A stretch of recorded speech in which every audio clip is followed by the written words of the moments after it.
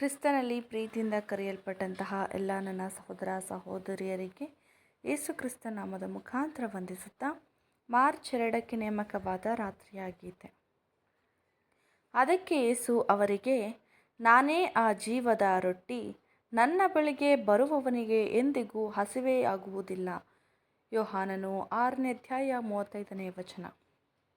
ನಮ್ಮ ಕರ್ತನ ಬಲಿಯ ಪುಣ್ಯದಲ್ಲಿ ಮತ್ತು ಆತನು ನಮಗಾಗಿ ಮಾಡಿರುವ ಕೃಪೆಯ ಏರ್ಪಾಡನ್ನು ಅಧಿಕವಾಗಿ ನಿಯಮಿತವಾಗಿ ಪ್ರತಿದಿನವೂ ನಾವು ಪಾಲು ಹೊಂದಿದಾಗ ಮಾತ್ರ ಆತನಲ್ಲಿ ನಾವು ಬಲ ಹೊಂದಲು ಸಾಧ್ಯವಾಗುತ್ತದೆ.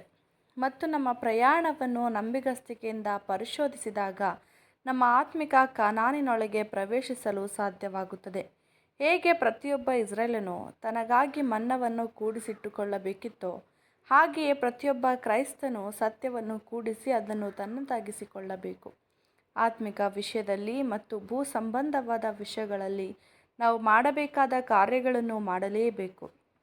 ಪವಿತ್ರಾತ್ಮದ ಕೃಪೆಗಳು ಪೂರ್ವ ಸಿದ್ಧತೆಯೊಂದಿಗೆ ನಡೆಯದೇ ಹೋದರೆ, ತರಿದು ಹಾಕದೇ ಹೋದರೆ ಮತ್ತು ಬೆಳೆಸದೇ ಹೋದರೆ ಪರಿಪೂರ್ಣತೆ ಉಂಟಾಗುತ್ತದೆ ಎಂದು ನಿರೀಕ್ಷಿಸಬಾರದು.